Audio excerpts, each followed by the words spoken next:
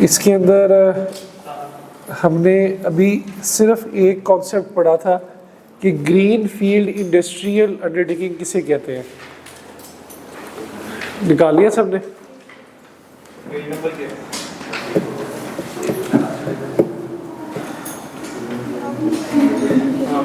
इसे कान में बोलो जरा जोर से। 34।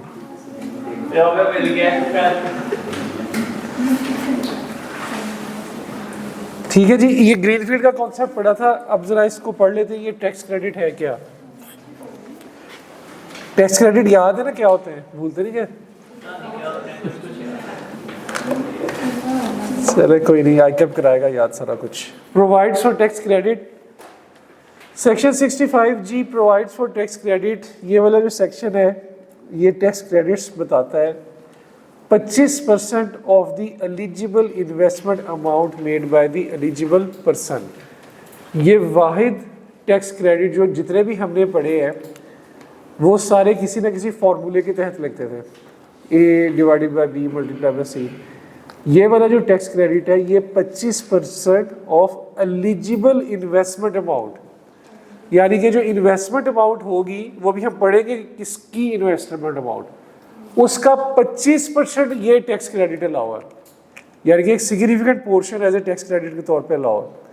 तो 25% of the eligible investment amount made by eligible person. Eligible person जो एलिजिबल इन्वेस्टमेंट करेगा उसका 25% जो है ये टैक्स क्रेडिट अलाउ। अभी हम नीचे जाके पढ़ेंगे कि एलिजिबल पर्सन कौन है और एलिजिबल इन्वेस्टमेंट क्या है। This tax credit will be available against normal tax payable, including minimum tax and final taxes, if any. Unadjusted amount of the tax credit may be carried forward to 2 subsequent tax year. ये इसके अंदर सबसे बड़ा change है। Tax credit अगर ज़्यादा हो जाए तो हमने ये पढ़ा था कि कैरी फॉरवर्ड नहीं होता, लेकिन ये वो वाला टैक्स क्रेडिट है जो अगले 2 सालों तक कैरी फॉरवर्ड हो सकता है। यानी अगर आपको 2022 के अंदर टैक्स क्रेडिट मिल गया तो इसको आप कैरी फॉरवर्ड अगर सारा एडजस्ट ना हुआ तो 23 में भी लेके जा सकते हैं और 24 में भी लेके जा सकते हैं। तो 2 चीज़ें इसके अंदर नहीं है, एक तो ये कि ये कैरी फॉरवर्ड हो सकता है, दूसरी बात ये 25% ऑफ द एलिजिबल इन्वेस्टमेंट के ऊपर लगता है, यानी एक सिग्निफिकेंट पोर्शन टैक्स क्रेडिट के तौर पर मिलता है। इन्वेस्टमेंट तो बहुत ज़्यादा होती है, तो हम जो फॉर्मूलों से पढ़ते थे वो तो लोअर ऑफ करके पढ़ते थे। तो ये 1-2 चीज़ें इसके अंदर डिफरेंट है। अब आगे पढ़ते हैं कि खरीदने में हमारा खर्चा हुआ, ये तो अभी बताऊंगा ना, तो पढ़ना शुरू किया अभी मैंने। Eligible investment means any investment. अब ऊपर हमने पढ़ा था कि एलिजिबल इन्वेस्टमेंट क्या होती है। It means any investment made in the purchases and installation of the new machinery, building equipment, hardware, software, बस यहाँ तक। यानी कि एलिजिबल इन्वेस्टमेंट को क्या कह रहा है?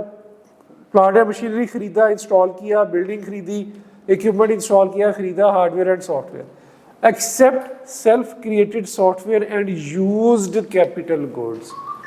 ठीक है, सेकंड हैंड प्लांट या मशीनरी एलिजिबल इन्वेस्टमेंट में नहीं आएगी। सेल्फ जनरेटेड, खुद से बैठ के कोई मशीनरी इंस्टॉल की थी उसका सॉफ्टवेयर बना लिया, सेल्फ क्रिएटेड सॉफ्टवेयर, तो वो भी इसमें फॉल नहीं करेगा। तो एलिजिबल इन्वेस्टमेंट में ये चीज़ें आती हैं। अब 25% इस एलिजिबल इन्वेस्टमेंट का, यानी कि अगर आपने बिल्कुल नई प्लांट एंड मशीनरी खरीदी है और उसकी कॉस्ट 5 मिलियन है तो उसका 25% मुझे टैक्स क्रेडिट लाओ। ठीक है, 5 मिलियन का 25%। आगे चलते हैं, एलिजिबल पर्सन। अब ये बात आई ना कि एलिजिबल पर्सन कौन है, किसको अलावा है। ये तो देख लिया कि कितनी अमाउंट अलावा है, किसको अलावा, ये इंटरेस्टिंग है। Eligible person means green field industrial undertaking as defined in clause 23 section 2 against in. पहली बात green field, B point industrial undertaking, यानी कि अगर मैं यहां देखूं तो जो एलिजिबल पर्सन है, अरे बहुत ही खराब, ये ठीक है, चलो ये भी वैसा ही है। जो एलिजिबल इन्वेस्टमेंट है, एलिजिबल पर्सन लिखा है, इन्वेस्टमेंट पर्सन, सॉरी, जो एलिजिबल पर्सन है उसकी दो कैटेगरीज हैं। ए पॉइंट में उसने कहा है ग्रीन फील्ड,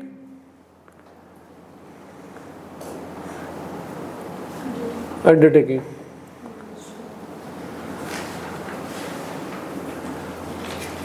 और दूसरा जो है इंडस्ट्रियल अंडरटेकिंग जो कि अदर देन ग्रीन फील्ड है। इंडस्ट्रियल अंडरटेकिंग जो कि क्या है, अदर देन ग्रीन फील्ड। ठीक है, यानी कि अब इसको उसने दो में डिवाइड कर दिया। पॉइंट ए में है ग्रीन फील्ड कौन सी, जो कि एंगेज्ड है मैन्युफैक्चर ऑफ गुड्स और मटेरियल और सब्जेक्शन ऑफ गुड्स और material to any process which substantially change their original condition, जो उसकी शक्ल ही बदल दे, ओरिजिनल कंडीशन बदल दे। लोहा डाला गाड़ी निकाल ली, लोहे की ओरिजिनल कंडीशन ही बदल गई। धागा डाला कपड़ा निकाल लिया, रुई डाली धागा निकाल लिया। ठीक है, रुई की ओरिजिनल शक्ल ही बदल गई। तो ये कहना चाह रहा है, यानी कि ग्रीन फील्ड में जो है एक पॉइंट तो ये आ गया जो कि मैन्युफैक्चर करे गुड्स,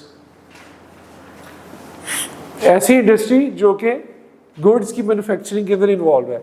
शिप बिल्डिंग, जो जहाज बना रहे हैं, शिप बिल्डिंग, बहरी जहाज, उड़ने वाले नहीं, तैरने वाले। ठीक है, शिप बिल्डिंग। तो ग्रीन फील्ड इंडस्ट्रियल अंडरटेकिंग ऐसी जो कि ये दो काम करे वो एलिजिबल पर्सन कहलाएगी। ठीक है, ग्रीन फील्ड इंडस्ट्रियल अंडरटेकिंग वो जो इन दो कामों में इन्वॉल्व है वो क्या कहलाएगी, एलिजिबल पर्सन कहलाएगी। ठीक है, आगे देखते हैं। बी पॉइंट छोड़ के इसके नीचे आए जरा। In case of the greenfield industry undertaking, it is provided that the said tax credit would be available to such undertakings which are incorporated between 30 June 19 and 30 जून 24। यानी कि ऐसे पर्सन जो कि ग्रीन फील्ड कहलाता हो और इन दोनों में से किसी एक काम को करता हो और उसने ये काम करने का इंडस्ट्रियल अंडरटेकिंग का सेटअप कब किया हो, 30 जून 19 से क्या लिखा आगे, 30 जून 24 तक उसने ये सेटअप बनाया।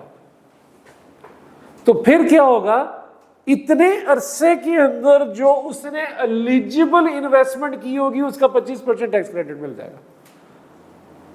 इतने अरसे में जो उसने एलिजिबल इन्वेस्टमेंट की है उसके 25% का टैक्स क्रेडिट मिलता है। इतने अरसे में उसने मशीनरी खरीदी, उसने हार्डवेयर खरीदा, उसने सॉफ्टवेयर खरीदा, जो भी किया जो इन दोनों कामों के लिए करने के लिए इस्तेमाल होता था और ग्रीन फील्ड भी थी, तो उसको उस हार्डवेयर सॉफ्टवेयर बिल्डिंग खरीदने के लिए के ऊपर 25% टैक्स क्रेडिट मिलता है। लगी समझ भाई, लगी समझ है कि पहले भी गई। अब पता चला कि ग्रीन फील्ड का कॉन्सेप्ट हमने पढ़ा था वो कहां इस्तेमाल हुआ, वो ये बात कर रहा है ग्रीन फील्ड। ग्रीन फील्ड का क्राइटेरिया अलग पढ़ा है, वो 5 क्राइटेरिया पढ़े थे, याद है कुछ? ठीक है, 4 या 5 पढ़े थे, वटेवर सही है। 4 क्राइटेरिया पढ़े थे, बड़े आसान से थे। लैंड थी उसके अंदर शामिल, बिल्डिंग थी शामिल, प्रोसेसेस शामिल थे और टेक्नोलॉजी शामिल थी। आई थिंक ये 4-5 चीजें थी उसके अंदर, हैं? तो ये चीजें थी। तो ऐसी ग्रीन फील्ड अंडरटेकिंग जो गुड्स बनाती हो या शिप बिल्डिंग करती हो, इन दोनों में से कोई एक काम करती हो और इस अरसे के अंदर इनकॉर्पोरेट हुई हो, तो इस अरसे में की हुई एलिजिबल इन्वेस्टमेंट, इस अरसे में की हुई एलिजिबल इन्वेस्टमेंट में 25% टैक्स क्रेडिट मिल जाएगा। ठीक है, अब पॉइंट बी पे है। Industrial undertaking setup by the 30th day of June 23। इसमें इंडस्ट्रियल अंडरटेकिंग वो जो कि 30 जून 2023 तक सेट अप हो गई हो। हो गई हो, जो कि 30 जून 2023 तक सेटअप हो गई हो। ऐसी अंडरटेकिंग जो कि 30 जून 2023 तक सेटअप हो गई हो और काम क्या करती हो, engage in manufacturing of plant, machinery, equipment and items with dedicated use for generation of renewable energy। और इसका काम क्या हो कि ऐसे प्लांट या इक्विपमेंट को बनाए जिसका मकसद रीन्यूएबल एनर्जी बनाना हो, रीन्यूएबल एनर्जी बनाना हो। ठीक है, ऐसे प्लांट या इक्विपमेंट बनाए जिसका मकसद सिर्फ और सिर्फ डेडिकेटेड मकसद जिसका क्या हो, रीन्यूएबल एनर्जी बनाना। मिसाल के तौर पे सोलर प्लेटें, ऐसा प्लांट बना लिया जो सोलर पैनल्स बनाता हो, ऐसा प्लांट बना लिया जो विंड के जो पंखे होते हैं बड़े बड़े उसके पर बनाता हो। ठीक है, वो जाके सिंध के अंदर लगे हुए हैं, सहराओं में, समुद्र के अंदर लगते होते हैं। ठीक है, तो ऐसा प्लांट या इक्विपमेंट जिसका डेडिकेटेड मकसद, जिसका सिर्फ और सिर्फ मकसद, जिसका मकसद सिर्फ और सिर्फ क्या, रीन्यूएबल एनर्जी बनाना हो, और वो सेटअप हो गई हो 30 जून 2023 तक। लेकिन अब क्या आगे क्या है, for generation of the renewable energy from sources like solar and wind for a period of 5 years beginning from the date such industrial undertaking is set up. 30 जून 2023 तक सेटअप हो गई हो तो अगले 5 साल, जब वो सेटअप हुई उसके 5 सालों तक वो जो इन्वेस्टमेंट करेगी एलिजिबल, उसमें उसे 25% टैक्स क्रेडिट मिलेगा। 30 जून 2023 तक जो सेटअप हो गई है, मिसाल के तौर पे 1 जुलाई 2022 को सेटअप हो गई एक कंपनी, तो अगले 5 सालों तक 22, 23, 24, 25, 26, तो जब वो सेटअप हो गई तो उससे 5 सालों तक वो जो भी एलिजिबल इन्वेस्टमेंट करेगी उसमें 25% टैक्स क्रेडिट मिलेगा।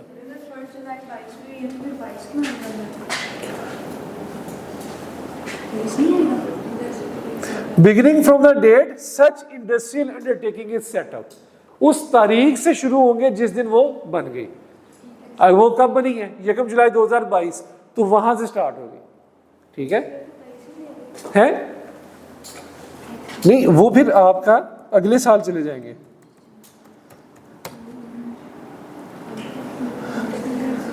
June 2023 for generation of the renewable energy from the sources like solar and wind for a period of 5 years। 5 साल शुरू कहां से होंगे, beginning from the date such industrial undertaking is set up. मेरे ख्याल से तो इसमें यही है, बल्कि होगा भी यही। इसको मैं रिकन्फर्म करके आपको बता दूंगा कि जब वो सेटअप हुई है उस वहां से 5 साल उसके देख रहे हैं। ठीक है, अगर वो 1 जुलाई 2022 को स्टार्ट हुई है तो 2023 टैक्स ईयर आ गया। हाँ, टैक्स ईयर 2023 हो गया ना, टैक्स ईयर 2023 हो गया, 24, 25, 26, 27 टैक्स ईयर वो 23 ही बनेगा। ठीक है,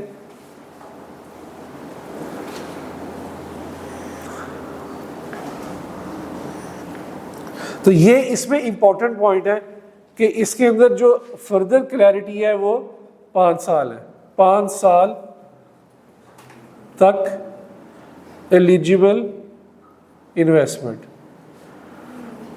पर टैक्स क्रेडिट मिलेगा।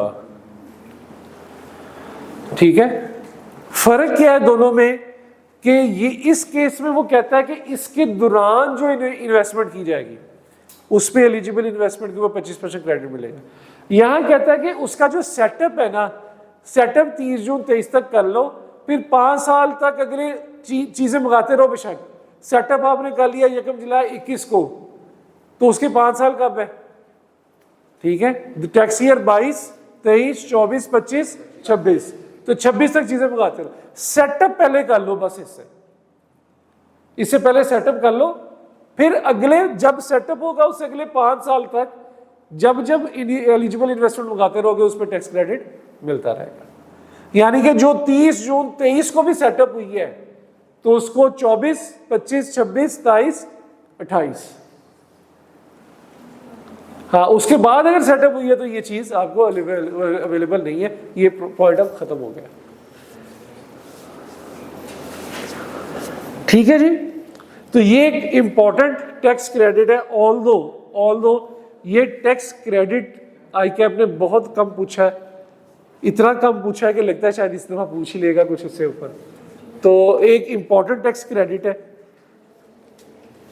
तो इसको पढ़ना जरूरी था। और ग्रीन फील्ड के ऊपर मैं आपको ऑलरेडी बता चुका हूँ ग्रीन फील्ड क्या होती है।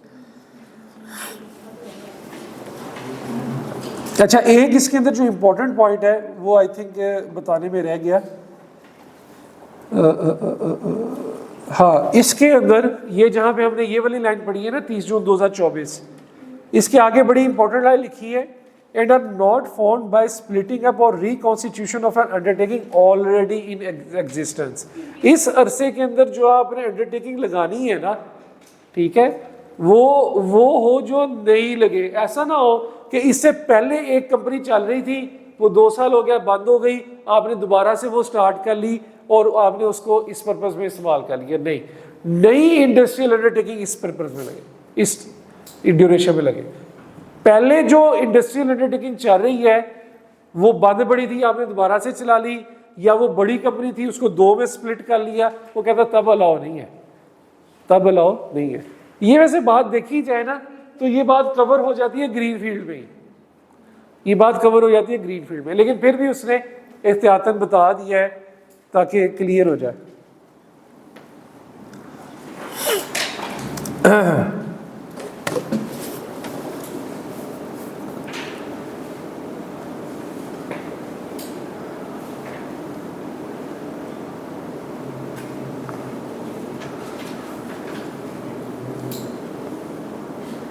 However, in the period of 5 years beginning from the real service has been prescribed. ठीक है, बस ये याद तक ही है। तो ये आपका एक टैक्स क्रेडिट रहता था, एक इम्पॉर्टेंट टैक्स क्रेडिट। तो टैक्स क्रेडिट तो खैर से आप लोगों के टाइम पे बड़े कम हो गए।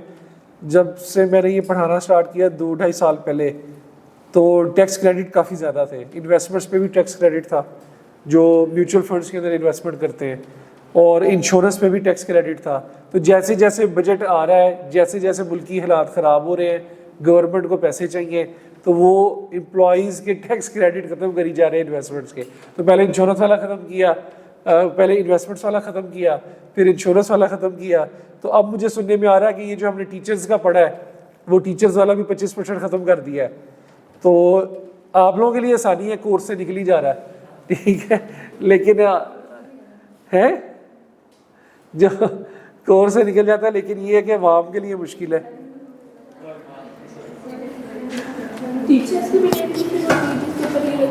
टीचर्स का पढ़ा नहीं था 25% टैक्स क्रेडिट।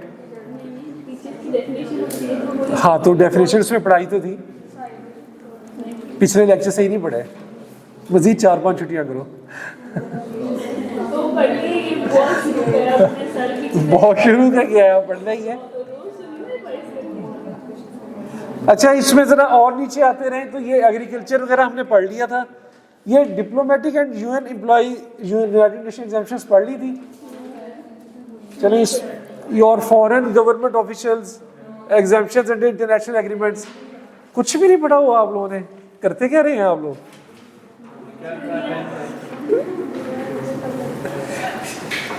चले ये भी पढ़ लेते हैं।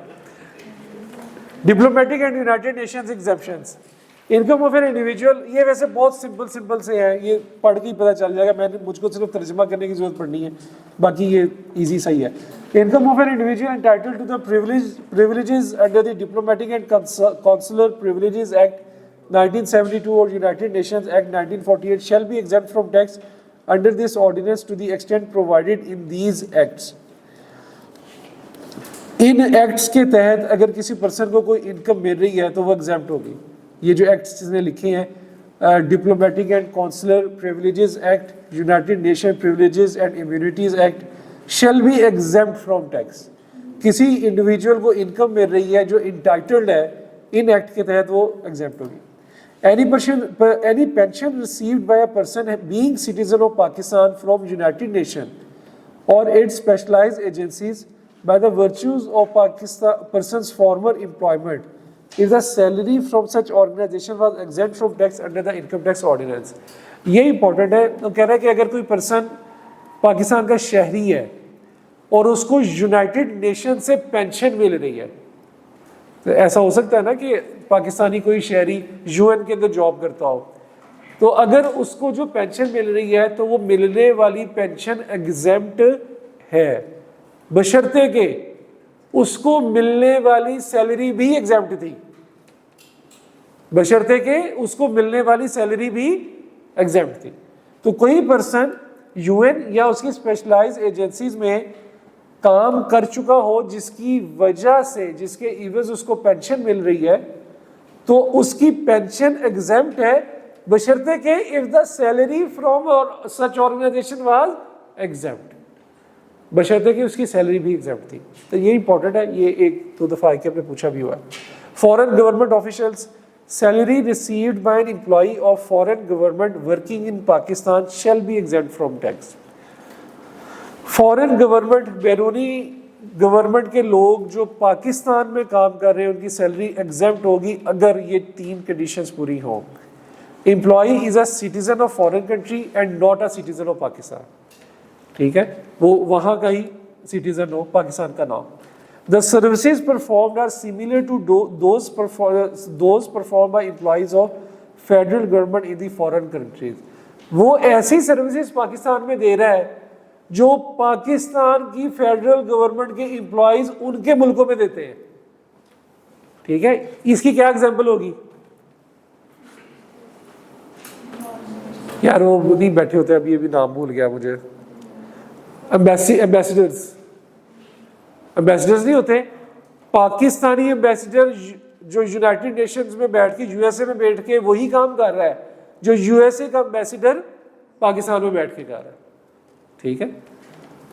The foreign government grants similar exemptions to employees of federal government of Pakistan performing similar services in such country. हाँ, अगर यूएस वाले भी हमारा जो रिप्रेजेंटेटिव है फॉरेन फेडरल गवर्नमेंट का, उसको दी हुई सैलरी माफ कर रहे हैं, एग्जेम्प्ट कर रहे हैं, तो फिर हम भी यहाँ पे जो उसको सैलरी मिल रही होगी एम्बेसडर ऑफ यूएस को, हम वो भी एग्जेम्प्ट कर देंगे, ठीक है। अगर उसकी सैलरी उधर एग्जेम्प्ट है तो यहाँ पे मिलने वाली फॉरेन ऑफिशियल की सैलरी भी एग्जेम्प्ट हो जाए।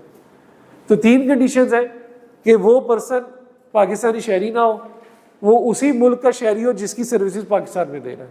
दूसरी कंडीशन, वो यहाँ वही सर्विसेज दे रहा है जो यहाँ का बंदा वहाँ पे सर्विसेज दे रहा है।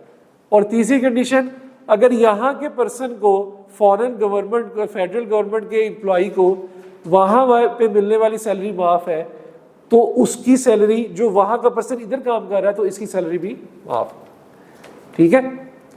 Foreign government official exemptions under international agreements, ये इसकी condition exemption under international agreements. और ये जो फॉरेन गवर्नमेंट ऑफिशियल्स की है ये तकरीबन मिलती जुलती है, ये अभी पढ़ के देखते हैं। Any Pakistani source income shall be exempt if Pakistan is not permitted to tax it under a tax treaty. किसी इंटरनेशनल एग्रीमेंट के तहत किसी पर्सन को इनकम मिल रही है पाकिस्तान में तो वो एग्जेम्प्ट होगी अगर उस मुल्क के साथ मुआहिदा कर लिया है। हमने चाइना के साथ मुआहिदा कर लिया कि चाइना का बंदा गवादर पे आके काम करेगा तो हम जो उसको जो इनकम मिलेगी वो एग्जेम्प्ट होगी। अब काम तो वो पाकिस्तान में कर रहा है और इनकम जो जनरेट कर रहा है वो पाकिस्तान सोर्स इनकम कर रहा है, लेकिन हमारा चाइना के साथ एक एग्रीमेंट है कि भाई हम जो यहाँ पे जो हमारी कंपनीज उसको सैलरी देगी उस पर टैक्स नहीं काटेंगे ताकि आपके लोग ज़्यादा से ज़्यादा इधर आए और यहाँ पे चीनी मीनी इकट्ठे हो जाता रहे। सही है, ज़्यादा से ज़्यादा इंटरनेट, उनके पास एक्सपर्टीज़ है ना, डैम्स बनाने की और सड़कें बनाने की, तो उनको इनकरेज करने के लिए कि भाई आपको हम माफ़ कर देंगे। एनी सैलरी रिसीव्ड, अच्छा ऊपर वैसे वो पाकिस्तान सोर्स इनकम की बात कर रहा है, यानी कि इसके अंदर सारी इनकम्स आ रही है, नॉट इवन सैलरी, सही है, पाकिस्तान सोर्स इनकम की बात कर रहा है। पॉइंट 2 में वो स्पेसिफिकली सैलरी की बात कर रहा है। Any salary received by an individual who is not a citizen of Pakistan shall be exempt from tax under the ordinance to the extent provided for an in-aid agreement between the federal government and foreign government or public international organization। in-aid agreement क्या होता है? aid agreement मदद, ठीक है, कोई मदद के तहत एग्रीमेंट हो गया, मदद के लिए एग्रीमेंट हो गया। पाकिस्तान में कोई केओस्टिक प्रॉब्लम आ गई, मिसाल के तौर पे ज़ल्ज़ला आया था, सैलाब आया था, ठीक है, पाकिस्तान में तो ऐसे आते हैं, तो हम इतने खुद कफील तो है नहीं कि खुद से अपनी मदद कर लें, तो इंटरनेशनल ऑर्गेनाइजेशन, यहाँ पे इसको पब्लिक इंटरनेशनल ऑर्गेनाइजेशन, इसमें WHO आती है, वर्ल्ड हेल्थ ऑर्गेनाइजेशन, इस तरह की ऑर्गेनाइजेशंस आती हैं, तो वो मदद भेज दें यहाँ पे, ठीक है, पैसे भेज दें, मदद भेज दें। तो कह रहे हैं कि वो मदद के साथ जो बंदा भेजेंगे तो उसकी जो सैलरी रिसीव्ड होगी, जो कि पाकिस्तान का शहरी होगा, शहरी नहीं होगा, वो उसको सैलरी माफ़ है, ठीक है, एग्जाम्प्ट है। अभी पढ़ते हैं ना आगे, आपको पता चलता है। तो any salary received by an individual जो कि पाकिस्तान का शहरी नहीं है, shall be exempt from tax under the ordinance to the extent provided for an in aid agreement between the federal government and the foreign government और a public international organisation where the individual is either not a resident individual or a resident individual solely by the reason of the performance of service under the aid agreement। वो जो person Pakistan में आके काम कर रहा है, ठीक है, वो पाकिस्तान का रेजिडेंट ना हो, पहली बात, ऊपर लिखा था शहरी ना हो, यहाँ लिखा है वो रेजिडेंट भी ना हो। दूसरी बात, वो रेजिडेंट बन गया लेकिन वो एग्रीमेंट के तहत उसको पाकिस्तान में 183 दिन रहना पड़ गया, सैलाब की मदद के एग्रीमेंट के लिए आया था, ठीक है, सैलाब इतना कंटिन्यू हो गया कि उसके 185 दिन पाकिस्तान में हो गए।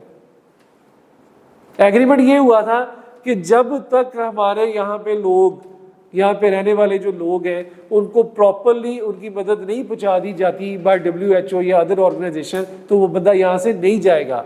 तो वो चीज़ इतनी लिंगर ऑन हो गई, ठीक है, कि उसके पाकिस्तान में 185 दिन हो गए। अब वो तो उस एग्रीमेंट के तहत आया, मदद के एग्रीमेंट के तहत आया, तो वो रेजिडेंट बेशक हो जाएगा लेकिन उसको पाकिस्तान में मिलने वाली सैलरी जो होगी वो एग्जम्प्ट होगी, ठीक है। दूसरा point, if any ad agreement is with a foreign country the individual is a citizen of that country.